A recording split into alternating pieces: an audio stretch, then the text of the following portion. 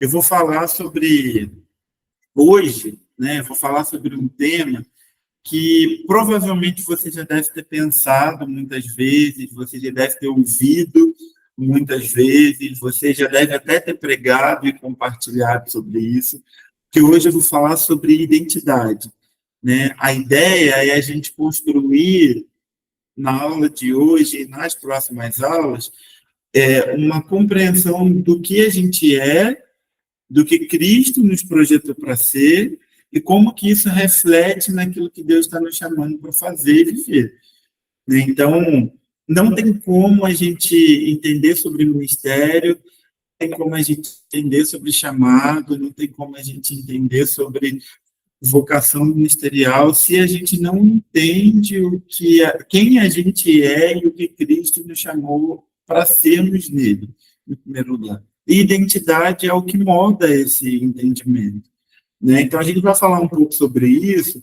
Eu sei que algumas pessoas estão só me ouvindo, outras estão me vendo e me ouvindo, mas se você tiver a possibilidade ou a oportunidade de participar, de comentar, de compartilhar, fica à vontade, né? Levanta a sua mãozinha, né? Aí no aplicativo, né? Eu abro o seu microfone, você vai ter a oportunidade de compartilhar sobre o que a gente vai falando, perguntar, questionar, que é nisso que está o crescimento, né? Antes da gente começar o tema, vamos orar, eu queria que a gente orasse junto, né? Você feche seus olhos aí onde você estiver, se você estiver pela rua, só me ouça, mas vamos apresentar esse tempo ao Senhor. Jesus, eu quero te agradecer, obrigado por todos os meus irmãos que estão online agora, por todas as pessoas que vão ouvir depois essa aula. Eu oro para que o Senhor fale ao nosso coração, que o Senhor nos toque, que o Senhor nos molde dentro dessa revelação que é entendermos a respeito de nós e a respeito do Senhor. Eu oro para que o Espírito da Verdade nos conduza nesse caminho de construir esse entendimento. Eu oro para que o Senhor possa nos instruir, eu oro para que o Senhor possa nos orientar, né? Eu oro para que a palavra do Senhor nos alcance, nos toque e se revele a nós de um jeito que a gente ainda não percebeu. Eu oro para que esse Espírito Santo possa abrir os nossos olhos e nos tocar aonde nós precisamos ser tocados na noite de hoje, Senhor. Em nome de Jesus e para a glória do Senhor. Amém. Amém, gente. Eu vou compartilhar a minha tela. Eu fiz uma apresentação com os tópicos daquilo que eu vou falar, e depois eu vou, quando terminar todas as aulas, eu vou enviar para o apóstolo e ele compartilha com vocês, tá bom? Mas eu vou compartilhar a minha tela e a gente começa a nossa aula, tá bom? Só um minutinho, só eu aqui.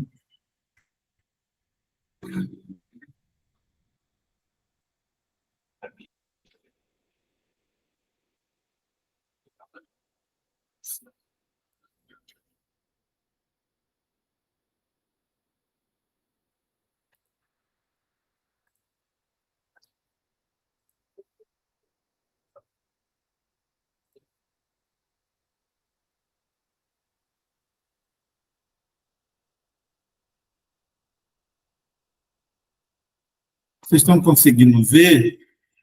Opa, espera aí.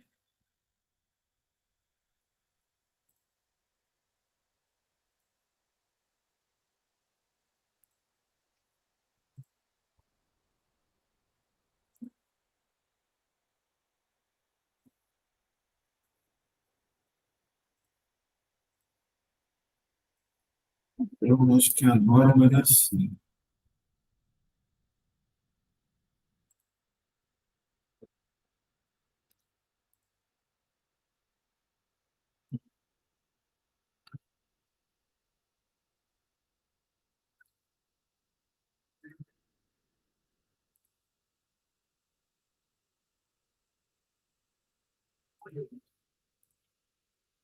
Pronto.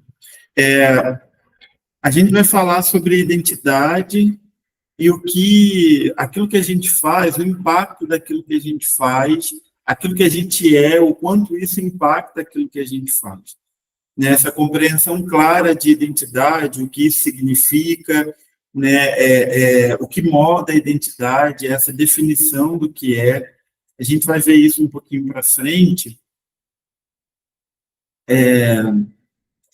Essa ideia do, do quanto. Só um minutinho, peraí. Está complicado. Travou aqui.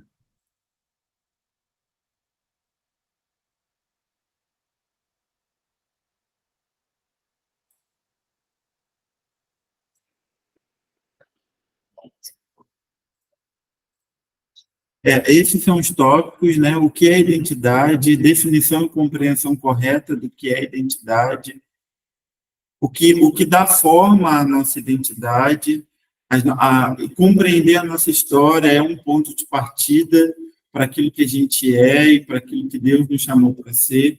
A identidade em Cristo, que é essa forma correta que a gente vive a nossa vida, e as boas obras em Cristo, que é essa ideia de você testemunhar aquilo que está sendo redimido em você, né? É uma forma de você compartilhar com as pessoas aquilo que é a sua história, mas redimido pelo Senhor, né? Vamos lá, identidade e o que é, né? Essa definição clara. Identidade é um conjunto de características próprias de uma pessoa que, em uma configuração específica que ela possui, a torna única. Identidade é um conjunto de experiências, é um conjunto de troca, é um conjunto de experiências de vida que a gente leva, né? Que a gente tem ao longo da nossa vida, ao longo da nossa história, coisas que a gente vai acumulando, né? Quando a gente olha, por exemplo, para a vida de Jesus, a gente vê que Cristo encarnando, se tornando um homem, ele quer comunicar para a gente que a nossa identidade, né, humana, ela faz parte do propósito integral de Deus para a nossa vida. Quando eu olho para a minha história, quando eu olho para o meu nascimento, quando eu olho para o contexto da minha família, quando eu olho para o lugar de onde eu vim, para as pessoas da qual eu cresci, as pessoas com quem eu cresci, né? As minhas experiências pessoais, o meu ambiente educacional, né, as minhas experiências familiares, tudo isso dá forma à minha identidade. Né? Tudo isso molda quem eu vou ser. Né? A gente, às vezes, acaba caindo nessa ideia de que, quando a gente se converte, né, a gente precisa, a partir daquele momento em diante, a gente zerou a nossa vida. Mas, na verdade, não. A nossa identidade, ela vem sendo construída ao longo da nossa vida através das nossas crenças, né? Através dos nossos valores, e isso são coisas que são depositadas na nossa vida, né, ao longo de toda a nossa história. Né? Por exemplo, vamos falar sobre crença. O que crença significa para você? Né? A gente precisa ter essa compreensão clara de que crença e fé são duas coisas completamente diferentes. Porque eu posso dizer hoje, por exemplo, que eu acredito em alguma coisa, né, vou dar um exemplo prático, né? Eu posso dizer, por exemplo, para o Felipe Marques que eu acredito nele, baseado numa experiência que ele me contou que ele teve. Só que quando eu sentar para conversar com ele, eu vou perceber que aquilo que ele me contou, na verdade, não era tão verdade assim. Era uma experiência de um terceiro, e aí ele tomou para ele como experiência dele, e aquilo não fazia muito sentido. Agora eu estou deixando a minha crença, né, no Felipe, e agora eu estou mudando a minha crença, eu estou dizendo para ele, olha, aquilo que você me contou não era tão verdade como você disse que era, né? Na verdade, essa experiência não foi sua. Na verdade, essa experiência foi de uma outra pessoa. Essa experiência veio de um outro alguém e não faz sentido para você, né? Essa crença que eu tinha naquilo que ele me contou já não existe mais, porque não era verdade. E o que estabelece a diferença entre crença e fé? Porque quando eu tenho fé em alguma coisa, né, eu assumo responsabilidade com aquilo que eu digo que estou crendo. Né? Quando eu digo que creio em alguma coisa, eu assumo responsabilidade com isso, e isso se torna fé, isso é prático. Né? Quando a Bíblia fala que fé, né, é o firme fundamento das coisas, né, fé é algo real, é algo sólido, é algo que eu assumo a responsabilidade por aquilo que eu digo que estou crendo. Né? Fé, ela entra no ambiente do testemunho pessoal, do testemunho prático. Então, eu digo que creio no Felipe, né? E eu passo a ter fé nele quando eu dou crédito àquilo que ele está falando, quando eu testemunho a favor dele, quando eu dou quando eu valido aquilo que ele está dizendo, eu digo para ele, olha, aquilo que você disse é verdade e eu vou validar o que você está dizendo. Quando alguém me perguntar, eu vou testemunhar a seu favor. Então, crença é uma coisa que muda ao longo da vida, né? Coisas que a gente vai ouvindo e a gente vai aprendendo, e hoje a gente crê, amanhã a gente não crê mais daquela forma, porque aquilo está sendo moldado dentro da gente, aquilo está sendo ensinado para a gente, e quando isso se torna uma atitude de fé, eu assumo responsabilidade com aquilo que eu estou dizendo que creio. Né, valores, os nossos valores, coisas que são importantes, inegociáveis e eternas para a gente. E isso molda a nossa identidade. Né, coisas que são ensinados para nós desde que nós somos crianças, e quando nós nos tornamos adultos, esses valores começam a se tornar parâmetros de julgamento para a gente. Já viu aquela coisa, quando a gente é criança, os nossos pais ensinam que a gente não tem que mentir. Né? E a mentira se torna uma coisa errada, porque os nossos pais nos ensinaram isso. Só que qual é o valor por trás disso? É falar a verdade. Né? E falar a verdade, muitas vezes, vai nos comprometer. Ao longo da vida, quando a gente cresce, a gente se torna adulto, a gente percebe que muitas vezes falar a verdade vai nos trazer prejuízos. Porque isso nos leva em situações que a gente vai perder alguém, a gente perde um relacionamento, a gente perde um benefício, a gente perde aquilo que não é nosso, porque a gente decidiu falar a verdade. Né? Às vezes a gente vai ter que lidar com situações difíceis que a gente não quer lidar, porque a gente decidiu falar a verdade.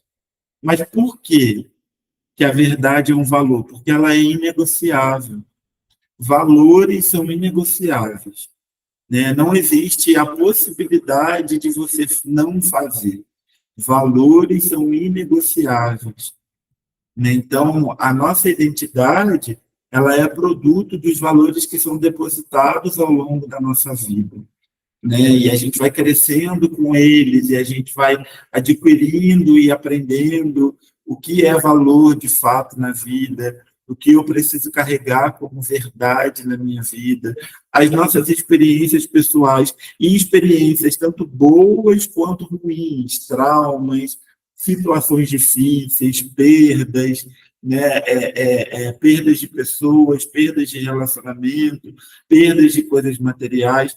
Isso são experiências pessoais, né, que ao longo da vida a gente vai passando por elas e elas vão moldando a nossa identidade, aquilo que nós somos, a maneira como a gente vai pensar, a maneira como a gente vai ver as coisas, são produtos das nossas experiências pessoais. E ninguém está isento disso. Né? Uma vez eu conheci uma menina que ela tinha uma vida invejável. Né? Ela era uma pessoa que cresceu numa família incrível, os pais dela eram pessoas sensacionais para ela, ela não tinha nada para pontuar a respeito da sua vida e da sua educação. Né? Enquanto a gente estava numa roda, e as pessoas falando dos seus traumas da vida, chorando, falando dos seus pais, e ela não tinha nada de ruim para falar. Eu falei assim, gente, ela é quase uma alienígena, ela cresceu no outro mundo. E eu achava aquilo sensacional, porque, né, o que eu tinha de história triste para contar, não cabia igual, não. E ela, e aí fiquei olhando para ela e pensei assim, cara, que, que vida invejável, né? Eu queria ter vivido isso. Eu queria ter sido poupado de algumas coisas, né, na minha vida, que eu acho que hoje em dia eu não teria tantas coisas e dificuldades para lidar, porque eu fui poupado de situações difíceis. E aí, um dia que eu comecei a pensar, a estudar sobre identidade por essa ótica, né, por essa percepção de que nós somos humanos, seres humanos, vivemos na Terra, né, e experimentamos da vida como de fato ela é, eu percebi que as minhas experiências, por mais difíceis que elas tenham sido, ou por pior que elas tenham sido, elas moldam aquilo que eu sou hoje. Elas me moldaram, elas me ajudaram a perceber a vida como eu percebo hoje. Elas me ensinaram a fazer o que eu faço hoje.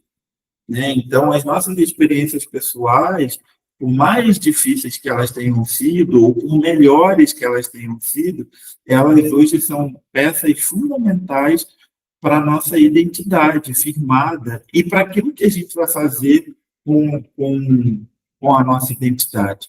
Né? A nossa educação molda muito quem nós somos, né? Não só a educação que vem da nossa experiência familiar, como está ali, mas também o lugar onde nós fomos educados, as escolas por onde nós passamos, os professores que passaram por nós, que nos ensinaram. Essas pessoas também moldam muito a nossa visão de mundo. Né? E a nossa experiência familiar, ela é uma das maiores, um dos maiores fatores que moldam a nossa identidade, porque é o nosso primeiro vínculo, né? É o nosso primeiro lugar, é o lugar onde a gente aprende a relacionar, é o lugar onde a gente aprende a lidar com as nossas crises, com os nossos sims, com os nossos nãos, né? O nosso ambiente familiar molda muito quem a gente é. Se você vem, por exemplo, de um contexto de uma família muito caótica, onde não tem muita ordem para as coisas, onde pai e mãe não tem muito papel definido, uma hora a mãe é o pai, outra hora o pai é a mãe, e você vai espelhar isso no seu comportamento na vida adulta. E quando você construir a sua família, você vai começar a construir a sua família por esse ponto de partida, né? Porque é o modelo de família que você conhece, né?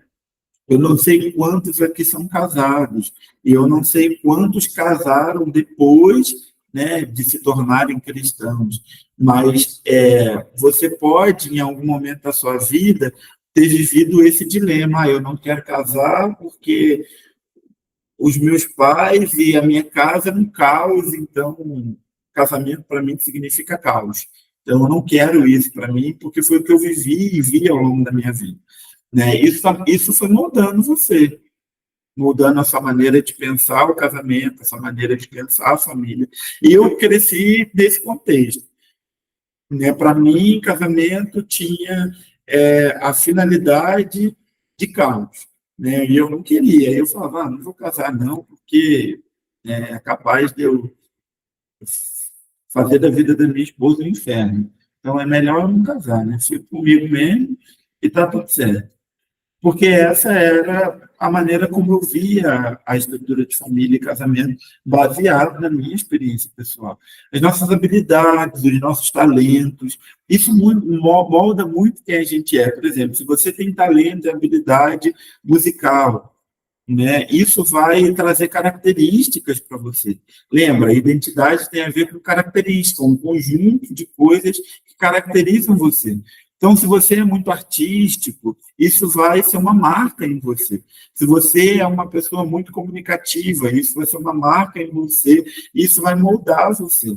Né? Relacionamentos, os nossos relacionamentos, os nossos amigos, o nosso ambiente de convívio, né? Isso também molda muito quem a gente é, molda muito a nossa maneira de pensar.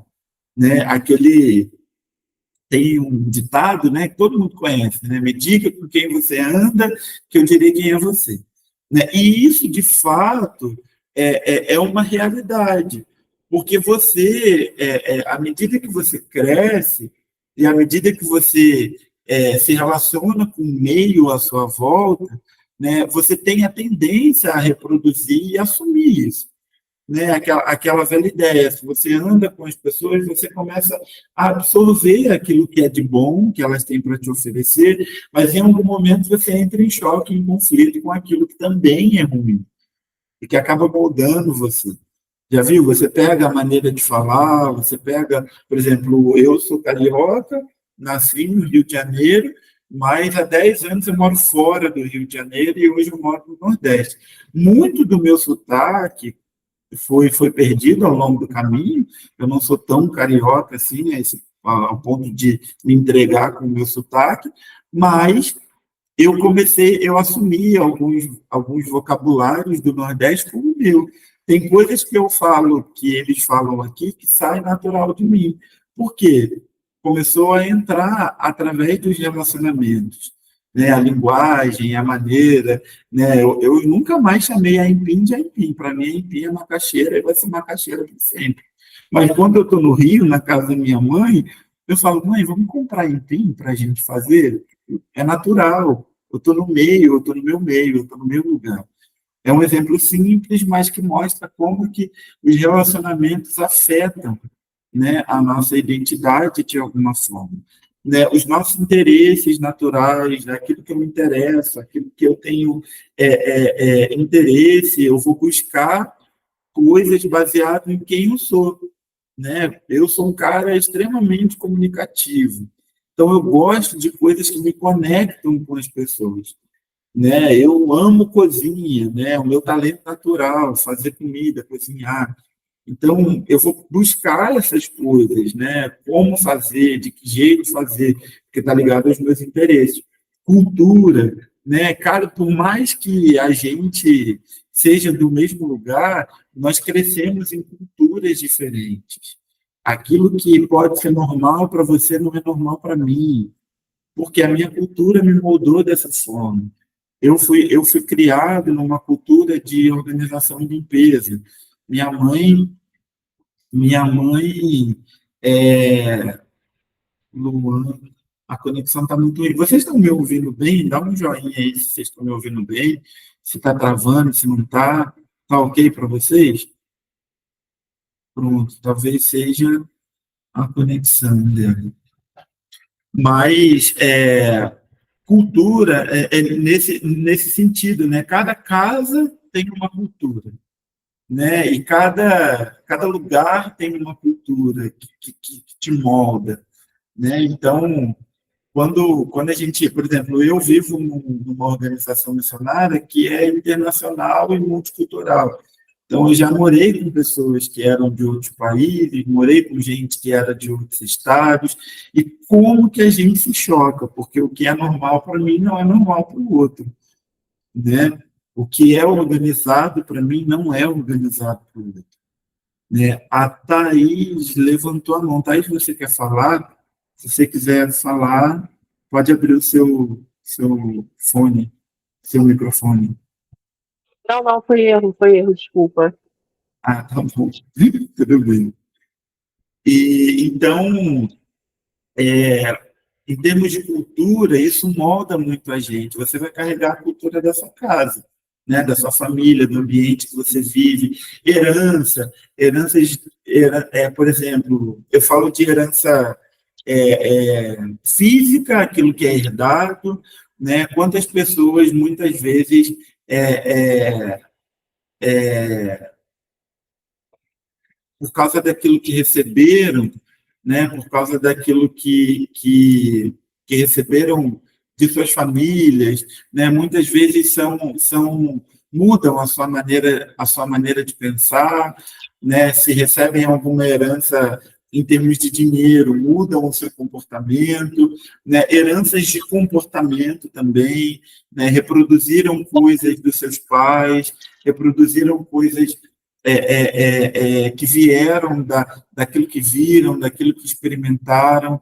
Então, heranças de comportamento, heranças de ideias, né? Por exemplo, aqui no sertão, né? Quando a gente vai para o interior, quando a gente vai para cidades menores, quando a gente vai falar sobre evangelização, muitas pessoas elas são católicas porque elas receberam isso de herança.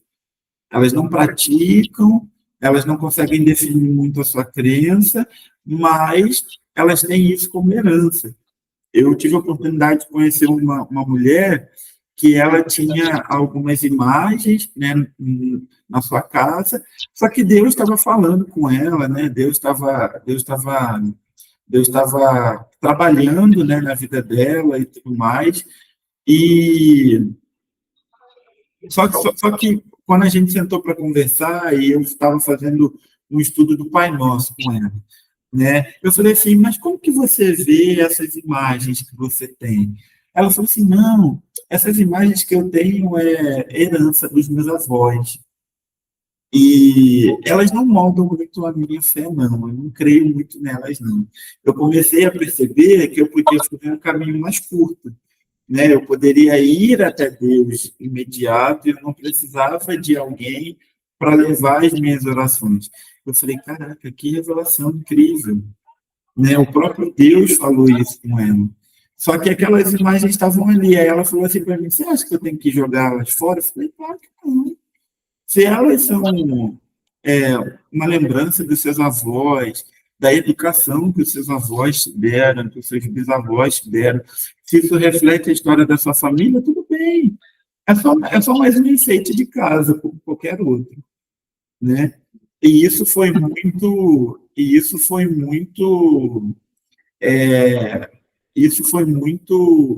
forte para ela. Então, herança também nesse sentido, né, de culturas e crenças, mas também herança de coisas e coisas que a gente pode receber ao longo da vida, né? E a visão de mundo, né, que nos definem unicamente como indivíduos. A maneira como eu vejo o mundo, a maneira como eu leio o mundo, a gente vai ver isso mais para frente, a respeito de cosmovisão, né? Molda a maneira como eu vejo o mundo. Né? Só Thaís, o seu microfone ainda está aberto. Pronto. Né? Vamos para o próximo slide. Cosmovisão. Né? A definição de cosmovisão é basicamente a lente pela qual a gente vê e interpreta o mundo e tudo que tem nele. Né? E por que cosmovisão é importante? A sua compreensão dessa palavrinha cosmovisão é importante, porque ela vai abranger as nossas crenças fundamentais sobre a vida, sobre a moralidade, sobre propósito, sobre a realidade e verdade. Né?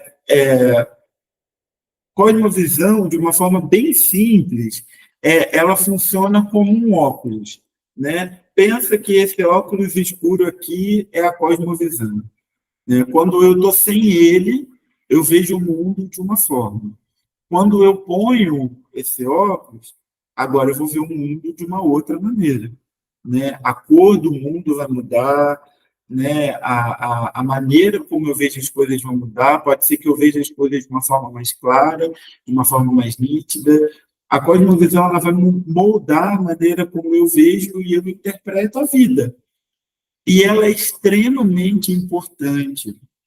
E a gente, como crente, como cristão, seguidores de Jesus, o que molda a nossa cosmovisão é a Bíblia. Existem várias cosmovisões no mundo. Né? Existem várias maneiras de ver a vida, de enxergar e interpretar a vida. Existem várias maneiras de ver as situações acontecendo. Né? E só que Essas questões fundamentais, né, que têm a ver com crença sobre a vida, sobre moralidade, propósito, realidade e verdade, a Bíblia vai moldar esses pensamentos dentro de nós de uma forma muito clara, né? A gente vai ver aqui no próximo slide, né, que as nossas crenças, elas são formadas pela nossa cosmovisão. De que forma? Né? Se eu tenho por exemplo, se aqueles que acreditam em Deus, né, isso vai afetar a forma como eles veem e enxergam o mundo. Se eu digo que creio e acredito em Deus, eu vou ler e ver o mundo pela perspectiva de alguém que crê em Deus, né? E o lugar que eu ocupo no mundo vai ser determinado por esse Deus que eu digo que estou crendo. Né? Por exemplo, o cara que é, por exemplo, budista, a cosmovisão de mundo dele é completamente diferente da minha. Né? Ele vai crer nessa reencarnação e nessa evolução ao longo das vidas, até que ele alcance um lugar de perfeição, né? Ele vai crer nessa vida de abnegação e a espiritualidade como uma vida que se vive longe de todos para alcançar um patamar de espiritualidade maior. Você vê como que aquilo que eu creio vai moldar a maneira como eu vejo o mundo. E aí a gente começa a discutir sobre o nosso papel no mundo hoje. Eu tô estudando uma matéria que fala sobre aconselhamento cristão, né? Que é uma das coisas que a gente vai abordar ao longo das nossas aulas. Mas o interessante é que o professor estava apresentando uma pesquisa que fizeram de um grupo de pessoas que frequentaram a igreja desde o dia que nasceram até a sua idade adulta, entre 18 e 22 anos, mais ou menos. E a grande maioria dessas pessoas abnegaram da fé ou abandonaram a fé por três principais motivos. O primeiro era porque tinham saído de casa para estudar, entraram na universidade e não conseguiram sustentar aquilo que criam e acreditavam, porque a universidade foi trazendo outras possibilidades de vida e cosmovisão e elas não conseguiram permanecer naquilo que criam. Mas o outro grupo abandonou a fé por causa de que dentro da comunhão, né, dentro do meio das pessoas que se diziam cristãs e que criam na mesma coisa que elas, eles não conseguiam enxergar, né, a fé em concordância com a vida. Eles diziam que criam em alguma coisa, mas não viviam aquilo que diziam que criam. E isso era um dos pontos de crise, e essas pessoas decidiram abandonar, né, a comunidade de fé e viver uma espiritualidade fora da igreja, porque era mais fácil para elas acreditarem em si mesmas do que acreditarem no outro, porque não viam essa concordância do discurso com a vida. Né? O terceiro grupo de pessoas eram pessoas que tinham sido feridas nos seus relacionamentos com as pessoas da comunidade de fé, né? Que era o terceiro ponto de grande problema. Então, isso são três pontos importantes que a gente precisa pensar. Por quê? Porque se as minhas crenças são formadas pela minha cosmovisão e a minha cosmovisão é cristã, a maneira como eu vou encarar e enxergar a vida, os relacionamentos, as decisões, das menores às maiores, elas precisam passar pelo filtro das Escrituras. Porque se elas não passam pelo filtro das Escrituras, eu corro o grande risco de ser alguém que digo que creio em alguma coisa, mas não vivo de acordo com aquilo que eu creio. E quando a gente declara aquilo que a gente crê, a gente passa a ser observado pelas pessoas à nossa volta. Porque a fé cristã, ela é um convite a uma vida prática, né? Ela não é um convite a uma vida teórica. Não é uma filosofia. O cristianismo não é uma filosofia de vida. O cristianismo não é uma ideia nova que foi apresentada para você e agora você está vivendo uma ideia nova. Não. O cristianismo ele é um convite a uma vida prática. E com isso, tudo aquilo que você faz afeta as pessoas à sua volta. Tudo que você faz. Sabe, aquela coisa assim, ninguém tem nada a ver com a minha vida, ninguém se mete na minha vida. Sinto te dizer que o cristianismo te colocou num lugar que essa frase não funciona mais para você. Porque é quando você vai olhar as escrituras, quando você vai olhar o desafio da fé cristã, é um desafio de prática. O discurso mais importante do Novo Testamento, ele está lá em Mateus, né, do capítulo 5 até o capítulo 7, que é o Sermão da Montanha. É o maior discurso de Jesus e ele é o compilado das verdades das Escrituras. Né? Se você quer saber como viver a sua vida, leia Mateus 5, 6 e 7 e se desafie a viver uma vida prática do cristianismo. Só que em um dos textos, né, em um dos versículos, Jesus vai falar sobre a luz. Né? Mateus 5, no versículo 14, diz assim: vocês são a luz do mundo. É impossível esconder uma cidade construída no alto de um monte. Né? Não faz sentido acender uma lâmpada e depois colocá-la sob um cesto, debaixo de um cesto. Pelo contrário, ela é colocada num pedestal de onde ilumina todos que estão na casa. Dessa mesma forma, suas boas obras devem brilhar para que todos as vejam e louvem a seu Pai que está no céu. O próprio Jesus está dizendo isso para as pessoas. Né? A vida cristã ela é um convite a você se colocar num lugar de destaque para testemunhar as verdades do reino de Deus, as verdades daquilo que você diz que crê.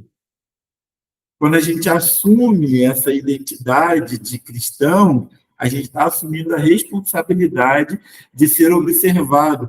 Você estava dizendo para as pessoas assim, olha, podem olhar para mim, porque vocês vão enxergar em mim aquilo que eu estou dizendo que creio. Olha como que as coisas mudam de figura. Olha como que o caldo engrossa, né? Como que as coisas ficam mais intensas e tensas. Né? Porque agora eu vou precisar filtrar o que eu falo, o que eu penso.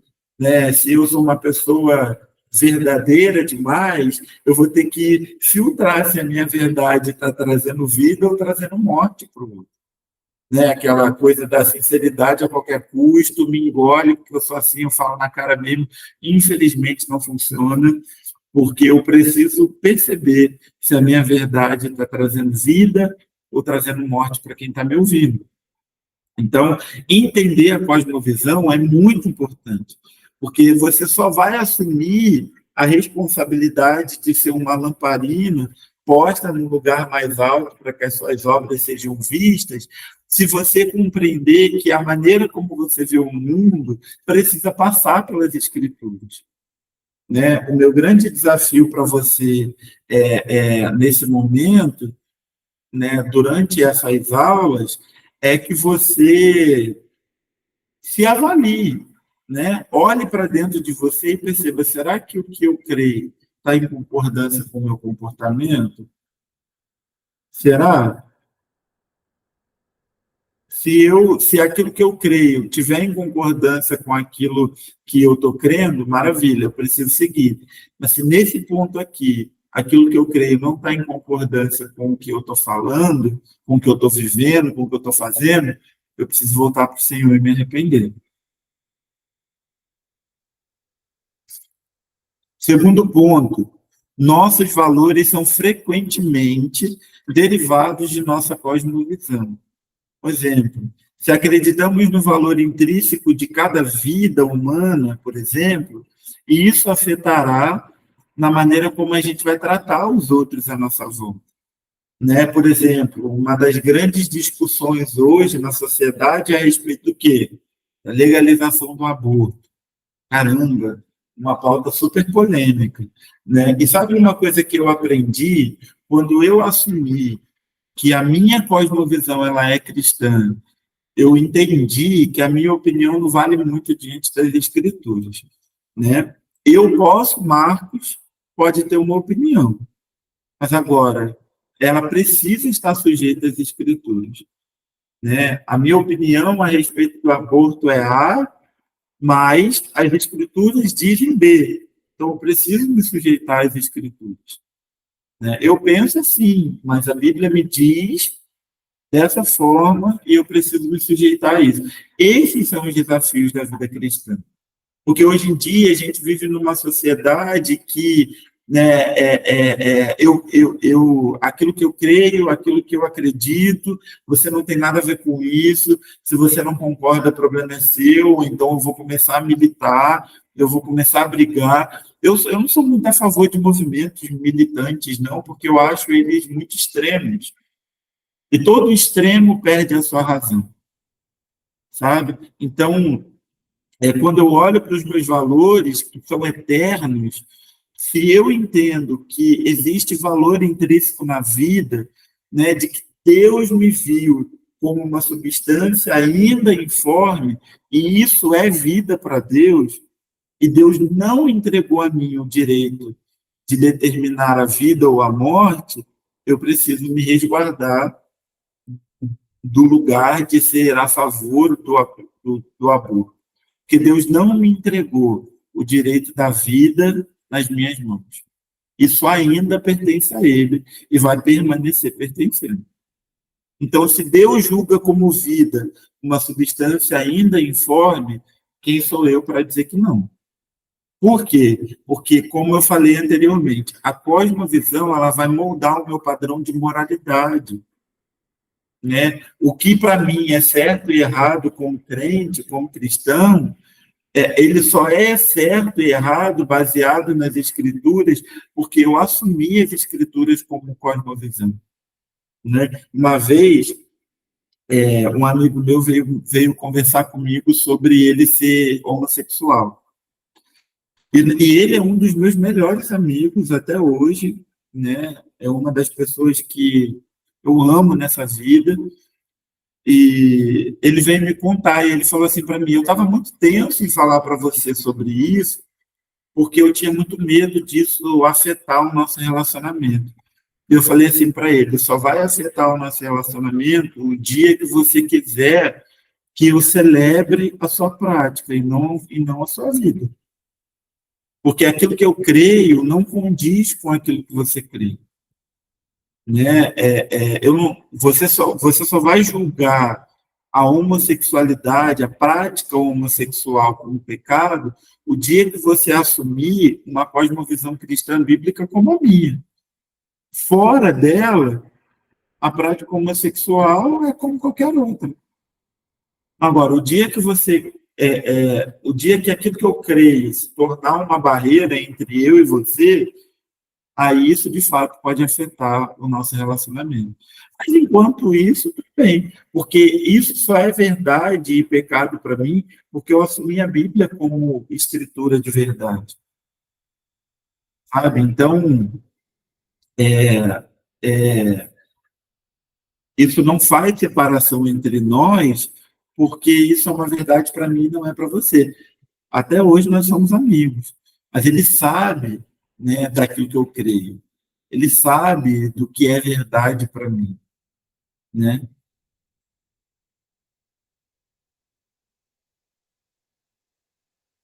Não, eu acredito que aqui subiu o Cristiano, né?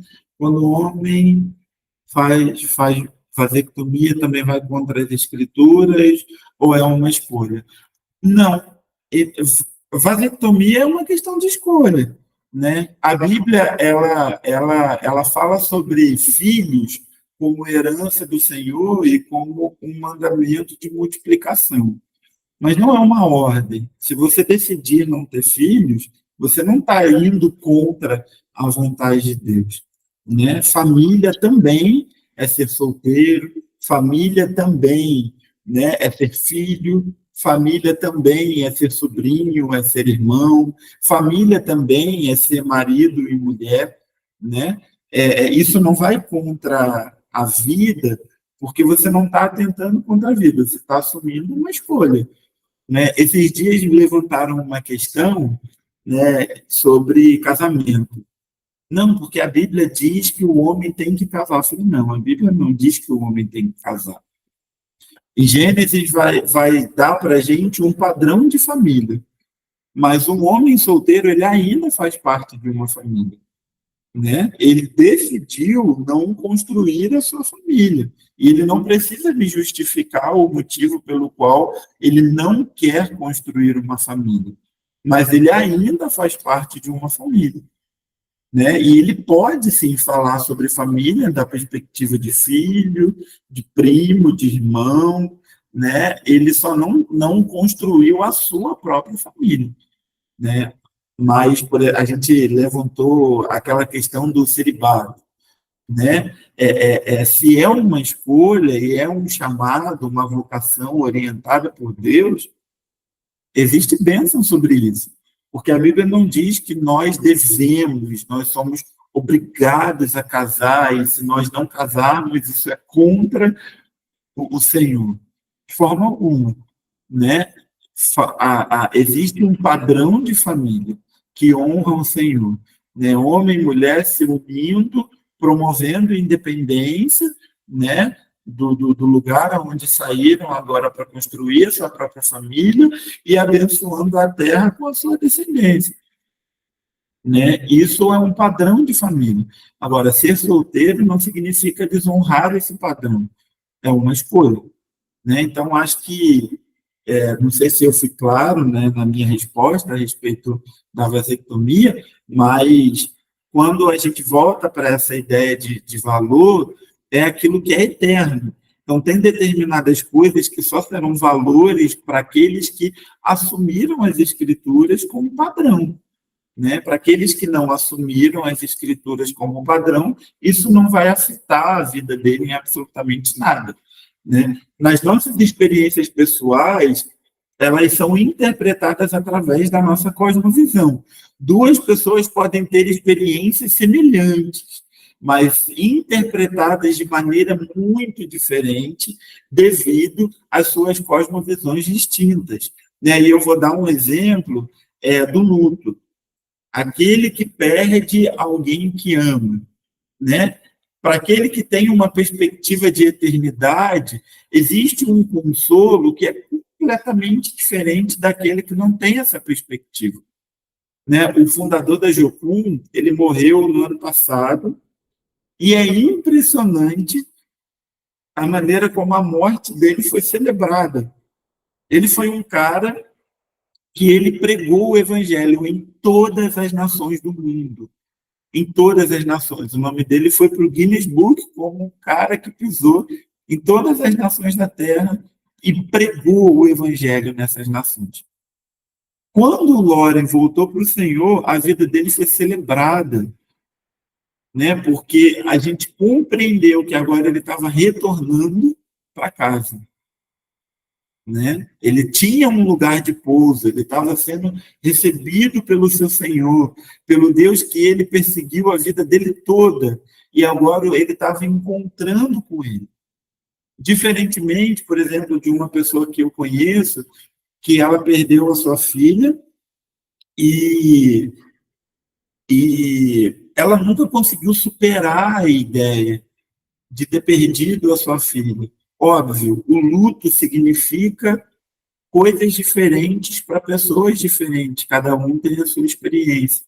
Mas a perspectiva cristã da eternidade faz com que a gente viva o luto, entendendo que Deus se identifica com ele também.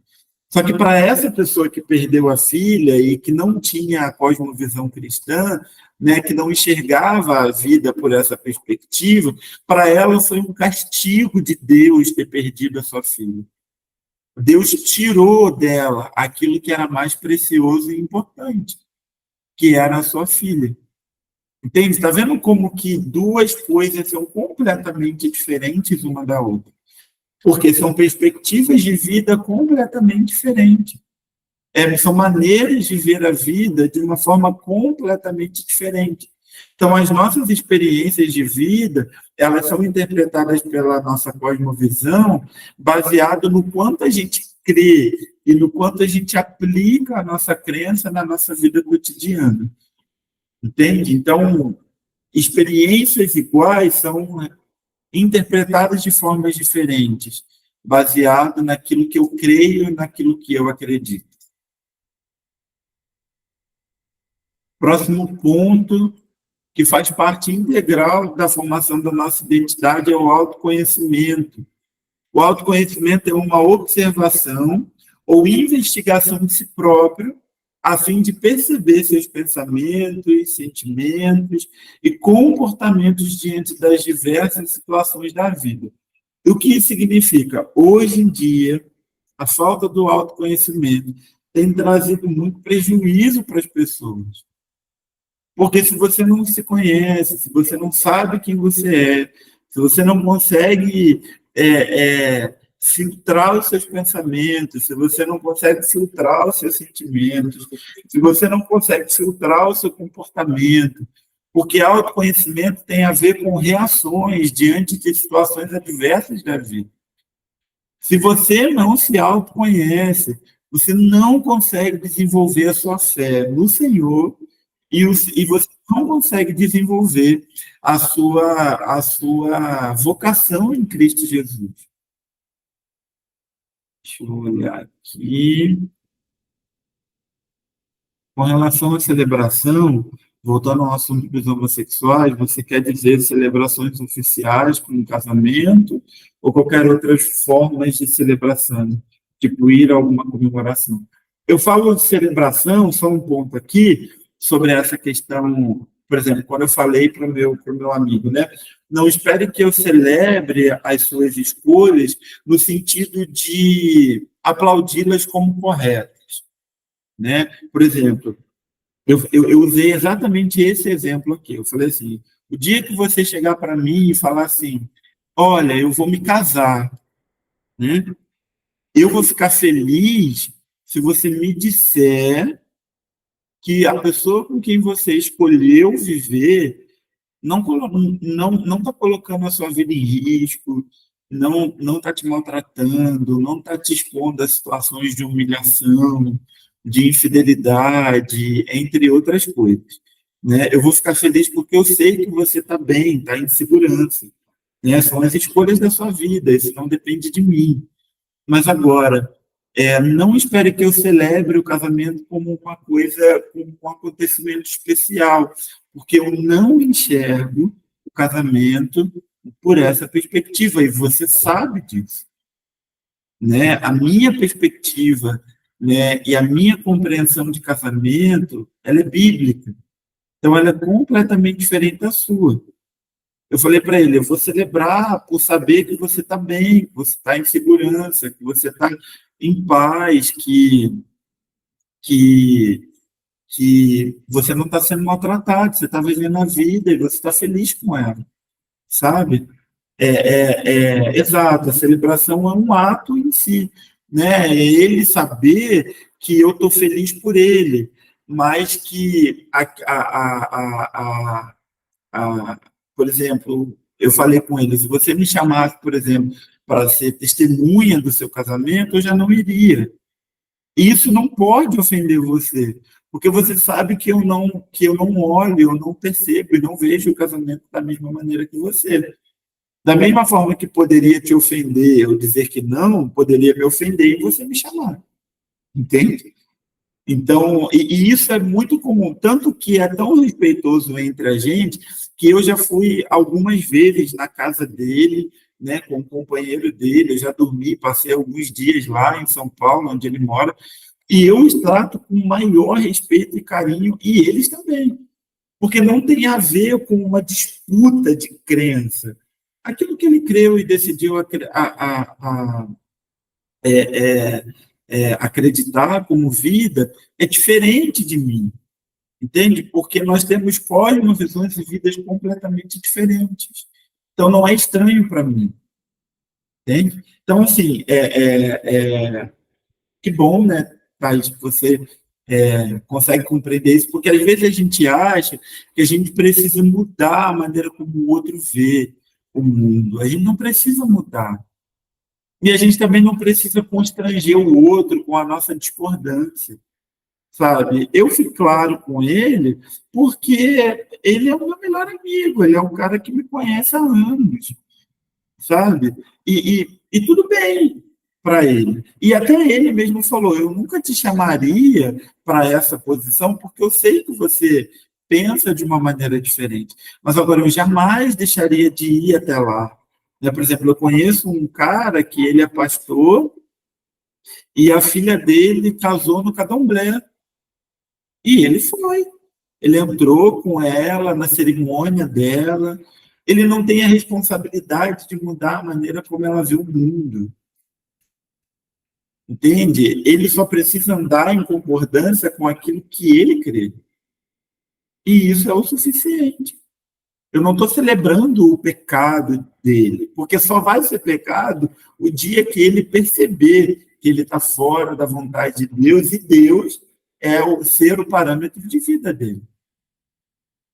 Marcos, no caso da mulher que está grávida e através de um exame ela fica sabendo que o bebê irá nascer com alguma deficiência e o médico deixa ela a escolha de não prosseguir com a gravidez.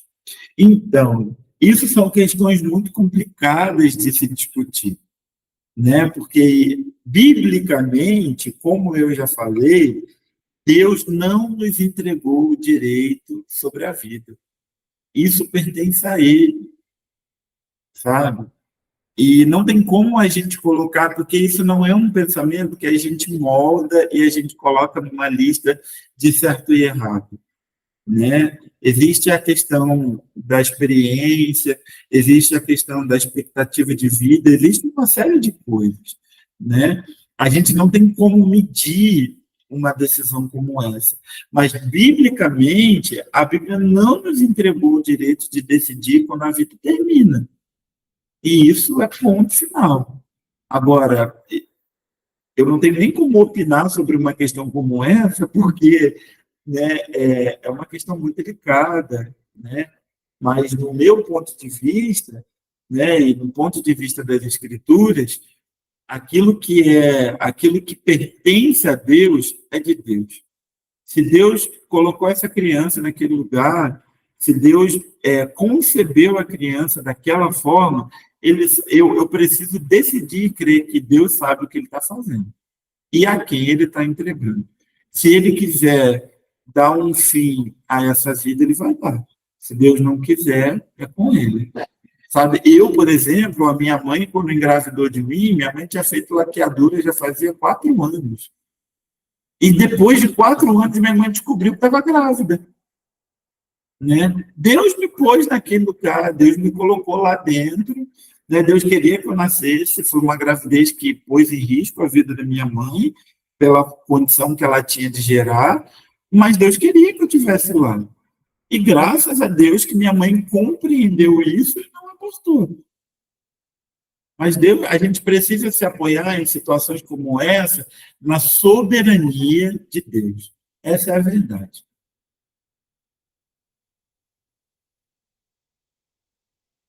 Pronto, eu só vou ler aqui o da Luana. Eu tenho vários amigos homoafetivos e hoje um é afastado da igreja e está no terreiro, quer que todos o chamem de mulher. Eu chamo de homem, deixo claro que para mim ele sempre vai ser menino porque Deus fez ele assim, e isso não me impede de amar e respeitar as escolhas. Ok, tudo bem, a maneira como você percebe, mas chamá-lo de homem ou mulher não vai mudar ou determinar isso, né? Por exemplo, na minha família, eu falo da minha experiência pessoal. Eu tenho um primo que ele é homossexual, né? E assumiu a identidade, ele tem um outro nome hoje e tal. E eu falo assim para ele: eu continuo chamando você pelo seu próprio nome, porque eu vejo você muito pouco.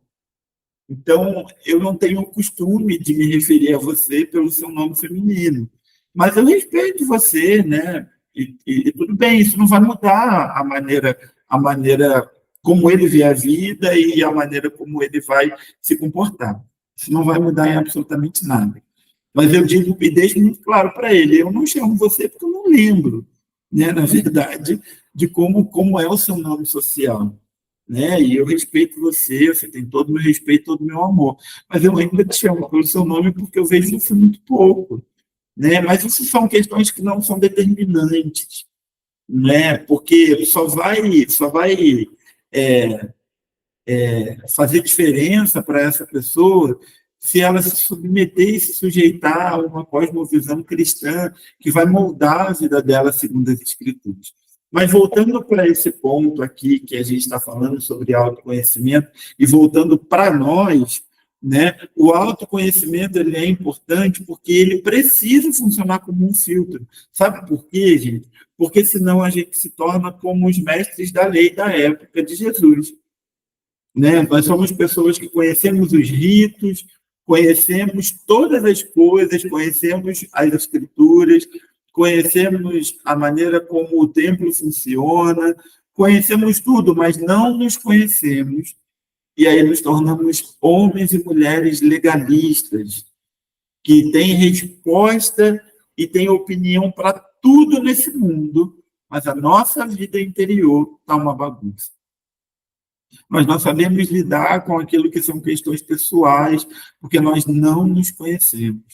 Um dos grandes males da igreja hoje é a falta do autoconhecimento, porque elas, principalmente as igrejas que trabalham com a proposta de discipulado um a um, né, de caminhar uns com os outros de uma forma direta.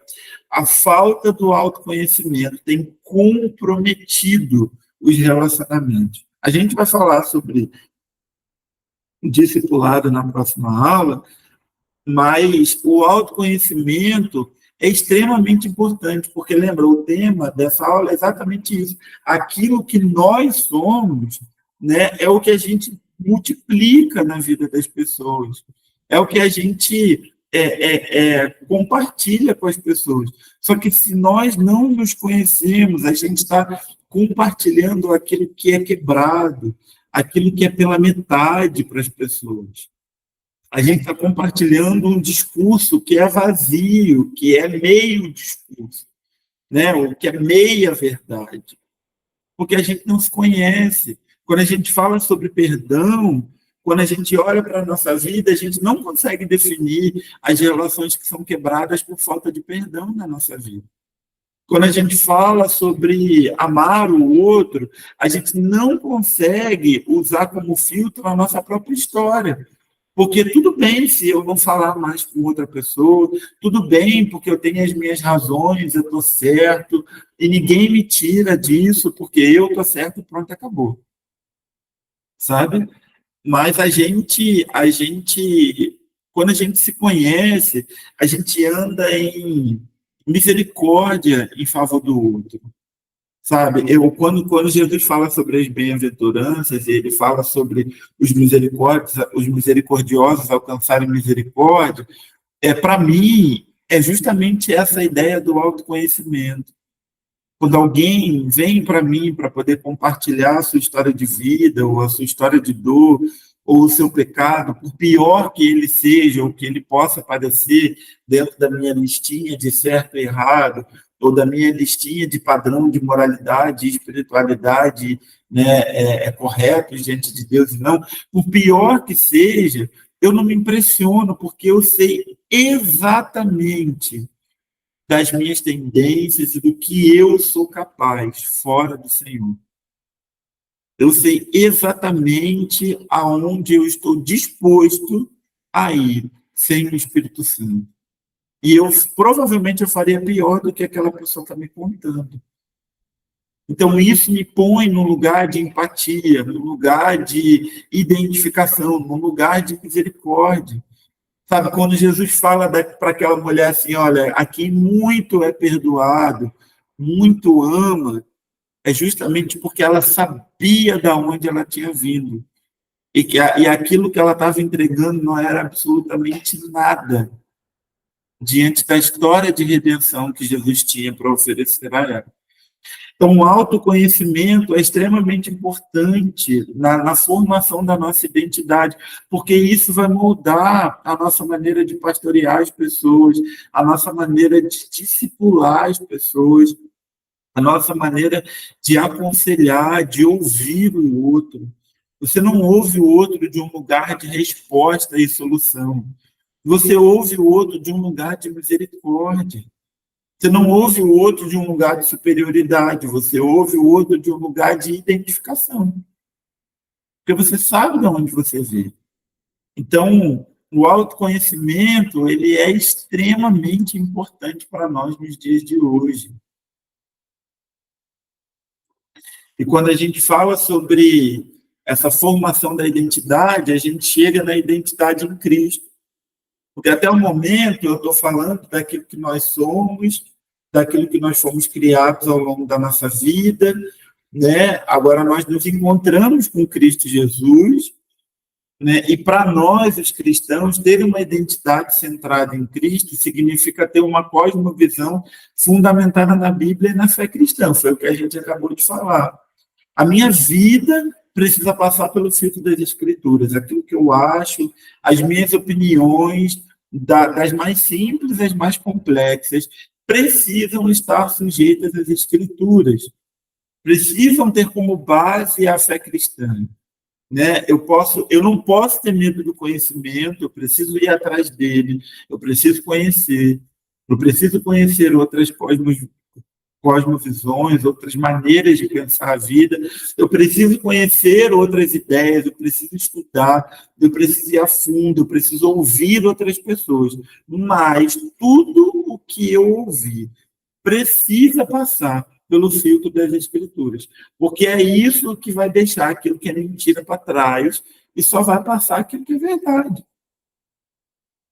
Sabe? Só vai passar aquilo que é verdade. A Bíblia moldando o nosso interior, ressignificando nossas experiências, nosso modo de pensar, nosso modo de falar e ouvir, para que isso afete diretamente o nosso comportamento, que é aquilo que a gente chama de testemunho. Né? Então, quando a nossa história cruza com a história de Cristo Jesus na nossa vida, né, começa esse processo de ressignificação. Lembra que eu falei sobre a minha ideia a respeito do casamento? Né? Eu tinha essa ideia a respeito do casamento por causa da experiência que eu tinha com a minha família, com meu pai e com a minha mãe. Só que quando Cristo cruzou a minha vida, né, e as minhas experiências a respeito de família e casamento, ele me propôs uma vida diferente. E aí Cristo começou a ressignificar o que casamento significava para mim. Eu comecei a entender que os meus pais não tinham absolutamente nada a ver com a minha escolha de vida. O casamento desestruturado e que não deu errado foi o dos meus pais. O meu cabia a mim construir um relacionamento novo, baseado nas verdades que Deus estava falando para mim. Né? Quando eu assumi uma identidade em Cristo Jesus e Deus começou a cruzar a minha história, eu comecei a perceber que a minha postura de filho era outra. Né? Eu acho muito legal, eu amo falar sobre a minha história de vida, porque eu era completamente diferente do que eu sou hoje. Né? Hoje eu sou mais centrado, hoje eu sou mais ponderado nas coisas que eu falo, né? Mas eu, até os meus 16 anos, mais ou menos, eu tinha uma rebeldia dentro de mim que era maior do que eu, né? Eu era extremamente agressivo, eu era extremamente agressivo com as minhas palavras, com o meu comportamento. Minha mãe me cortou um dobrado comigo em muitas coisas. Eu amo quando a minha mãe e a minha irmã me descrevem, porque elas foram as pessoas que me criaram. Então, minha mãe falava que ela olhava para mim e tinha medo daquilo que eu ia me tornar, né? Porque eu era ruim, eu era mal das coisas, né? Eu era extremamente rebelde. Né? O meu pai, coitado, passou um aperto na minha mão, porque eu afrontava ele assim a níveis absurdos por conta daquilo que eu tinha dentro de mim. Cristo me encontrou, eu tinha 13 para 14 anos por aí. E aí eu comecei esse processo de conhecer a Cristo.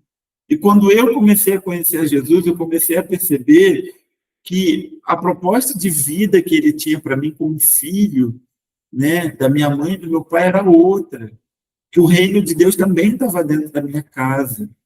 Então, ser um bom filho fazia parte do reino de Deus. Ser um bom filho também era honrar a Deus, era honrar o nome do Senhor e tal. E isso mudou completamente o meu comportamento e a maneira como eu fui vendo a vida e estou fazendo as minhas escolhas. Então, essa ressignificação das coisas vem desse relacionamento com Cristo de quem Ele é.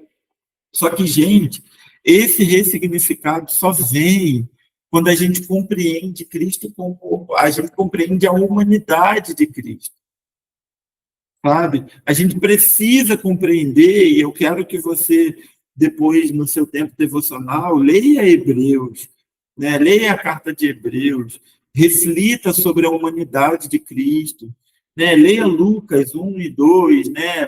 Cristo sendo prometido, Cristo crescendo, né? Leia o Evangelho de Lucas, de João, o Cristo homem, humano, né?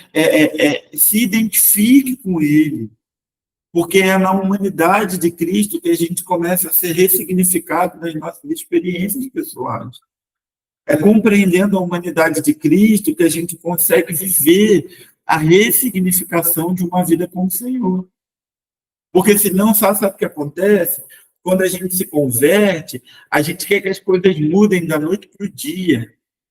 E a gente não quer se submeter aos processos de transformação que o próprio Deus quer propor para nós. E sabe o que acontece quando a gente não abraça os processos de mudança e transformação? A gente não sabe abraçar os processos de mudança e transformação na vida das pessoas que andam com a gente ou que andam perto de nós. Quando alguém vem falar que caiu no mesmo pecado, a gente quer crucificar aquela pessoa. De novo. Meu Deus, fulano, você caiu de novo. Ah, você não quer nada. Você está assim porque você não assumiu um compromisso com Jesus. Você cai de novo porque você não está negando o seu eu e a sua carne. Não. Ela caiu de novo porque ela ainda está no processo de compreender que ela é gente e que ela está sendo moldada a uma nova vida com o Senhor. Quando a gente não compreende que a nossa identidade ela é moldada, né, na compreensão do Cristo o homem, né, sujeito aos sofrimentos da vida, né, sujeito às tentações, e que foi provado no Senhor e aprovado no Senhor, porque existia graça sobre ele, e essa graça hoje repousa sobre nós, porque Hebreus vai dizer que não existe sumo sacerdote que não possa se compadecer das nossas fraquezas, porque ele mesmo foi tentado. Então, se Cristo se identificou com a gente, ele está o tempo todo lembrando a Deus, olha, eles são seres humanos, né? Vamos perdoar mais uma vez, porque eles são seres humanos. Deus olha para Jesus homem o tempo todo, lembrando a ele mesmo que só em Cristo a gente pode ser ressignificado na nossa história. Então, se a gente hoje, como crentes, como líderes na casa do Senhor, como pastores, como discipuladores, não compreendermos a humanidade de Jesus, a gente vai continuar perdendo as pessoas para esse pensamento mentiroso e enganoso de que elas não estão prontas para viverem o Evangelho de Jesus. Quantos aqui conhecem alguém que já falou isso? O dia que eu estiver pronto, né, eu vou, sabe? Ou então aquela coisa, cara, eu não consigo caminhar porque eu acho que a igreja não é para mim, sabe? Eu não consigo andar, né, nesse lugar porque eu tenho muita dificuldade, eu sou sujo demais. Quantos de vocês já não escutaram isso? Eu já escutei isso várias e várias vezes. E o que é isso, se não uma mentira de que Deus não conhece a humanidade? Só que a gente se esquece que o Cristo, o homem, permanece diante de Deus, intercedendo por nós, ao nosso favor, para que a gente tenha graça suficiente para sermos redimidos dentro das nossas próprias histórias. Sabe? Eu não sei para você, né? Não é a primeira vez que eu falo sobre isso, mas não sei o quanto isso impacta a sua vida, mas isso impacta muito o meu pensamento e a minha maneira de viver a vida, de ver a vida, de ver o Evangelho e de ver as pessoas que caminham comigo, que passam pela minha vida, sabe? Próximo ponto. Queria que a gente lesse Gálatas, capítulo 2, versículo 20, que diz assim, está aí no slide. Fui crucificado com Cristo. Assim, já não sou eu quem vive, mas Cristo vive em mim. A vida que agora eu vivo no corpo, vivo pela fé no Filho de Deus que me amou e se entregou por mim. Lembra que eu falei a diferença de fé e crença, que a fé me compromete? A fé no Filho de Deus me compromete. A fé no Filho de Deus me faz viver uma vida onde eu não existo mais, onde as minhas ideias não existem mais, se elas não forem baseadas nas verdades eternas do reino de Deus. Né? Quando eu entro numa discussão, quando eu tenho um problema, quando eu tenho uma divergência com alguém, eu não vou resolver o meu problema buscando a minha verdade, buscando a minha razão, buscando estar certo. Não, eu vou para promover reconciliação, porque Cristo vive em mim. Jesus, quando você olha para o comportamento de Jesus, você não vê Jesus tentando provar para os fariseus que ele estava certo. Você vê Jesus provocando neles questionamentos a respeito daquilo que eles criam. Jesus não estava procurando calar aqueles caras e dizer assim, vocês estão errados e eu estou certo. E ele tinha todo o direito de fazer isso. Pelo contrário, ele provocava neles questionamento. Sabe, questionamento. Nós somos desafiados a reproduzir a vida de Jesus, que é o nosso espelho e a nossa direção. Essa é a vida que o Evangelho tem para propor a nós. Se você disse um dia que cria, né, em Cristo Jesus como Senhor e seu Salvador, Cristo vivo, reto e verdadeiro, você comprometeu a sua vida com essa verdade. E agora você tem o desafio de viver essa vida de alguém que crê no Cristo vivo, né, no Filho de Deus. E você está sendo desafiado pelo Senhor a ser colocado nesse lugar de destaque, né, para que as suas obras brilhem e todos vejam aquilo que você faz. Quando eu falo sobre identidade, a história que vem no meu coração e que ilustra melhor essa ideia de identidade, de construção, é a história de Nicodemos. Sabe, para mim, a conversa de Jesus com Nicodemos me faz refletir sobre muita coisa. E aí eu vou ler a história e a gente vai falar um pouquinho dela para eu já ir caminhando para o final. tá bom?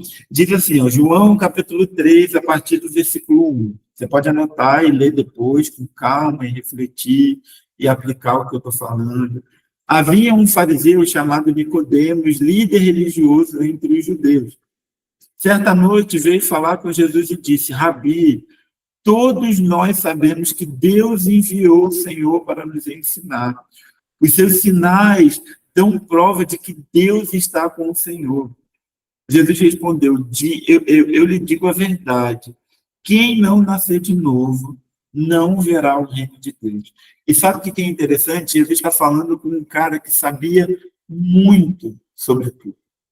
Nicodemos, ele era um cara importante, ele não era qualquer um, né? Ele não era um pebinha, sei lá, vamos colocar hoje para a nossa dinâmica de igreja, né? Ele não era um novo convertido, sabe? Ele não era um voluntário da igreja, um novo obreiro, sabe? Um diácono, não.